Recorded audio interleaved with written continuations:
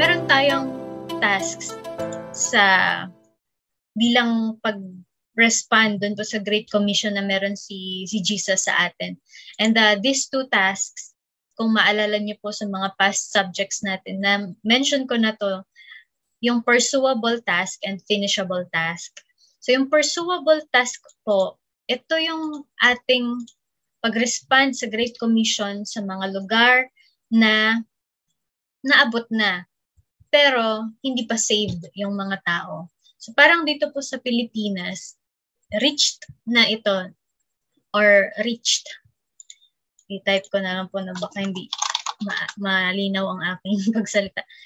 Reached people group. So dito po sa Philippines, we have this malaking porsyento ng Pilipinas ay reached na. Ibig sabihin na naabot na ng gospel, kilala si Jesus, kahit nga bata pa lang, tanongin mo, kilala mo si Jesus? Sasagutin ka niya, opo, siya si Papa God, ganyan. So, kahit bata pa lang, alam na. So these are rich people groups. Pero still, kahit may knowledge about kay God, hindi pa saved kasi hindi naman naintindihan yung kabuuan ng gospel. So, ito namang sa finishable task is yung mga unreached. So, hindi, yan po yung mga red kanina doon po sa Joshua Project, no? Or mga orange. So, finishable. So, yan yung po yung sinasabi na sa New Testament din na yung pagdating ni Jesus Christ, yung second coming niya is kapag naabot na yung buong, yung kaduluduluhan or kasulok-sulukan ng mundo. At doon na yung, and ito po yun sa Matthew 24:14, and this gospel of the kingdom will be preached in the whole world as a testimony to all nations, and then the end will come. So ito po yung ating nilulook forward. Ano po yung end na yon, or yung second coming ni Christ, yung final judgment na sinasabi sa Revelation. So mangyayari lang po yun kapag itong finishable task ay nagawa na. So yan po ay sa mga hindi pa naabot. We're praying na maaring sa church din po natin ay magkaroon, may na-erase si Lord ng mga missionaries na isi-send niya dito po sa finishable task sa mga lugar. Maaring.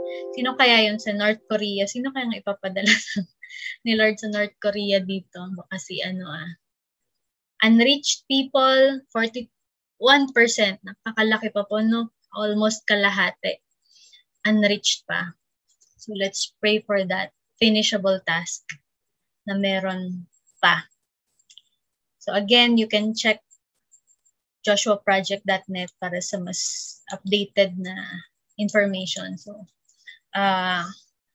ito po yung mga people groups na we talked about earlier. Very important term sa missions, yung pong 1040 window.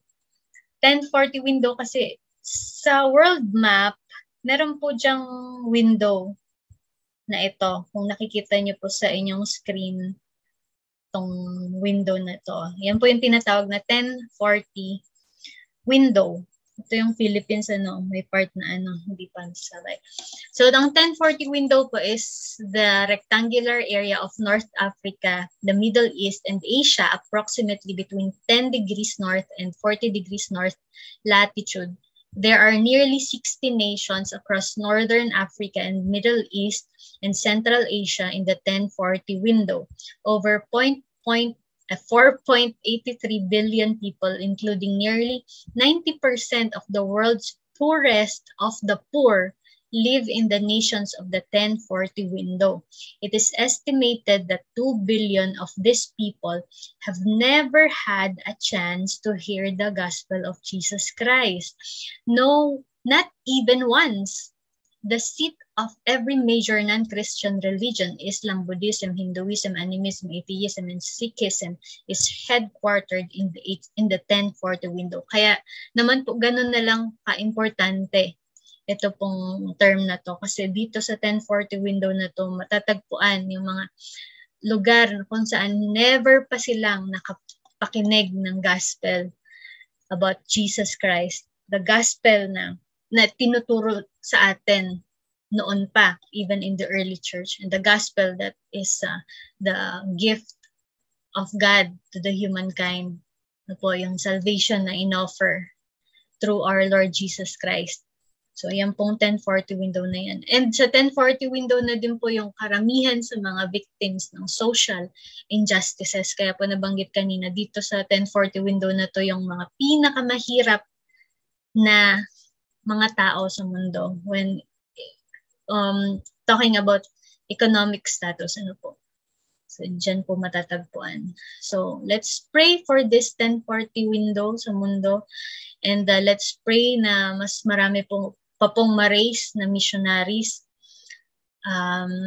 including sa church po natin, ano po, na masisend dito po sa mga 1040 window sa mga countries na nandito.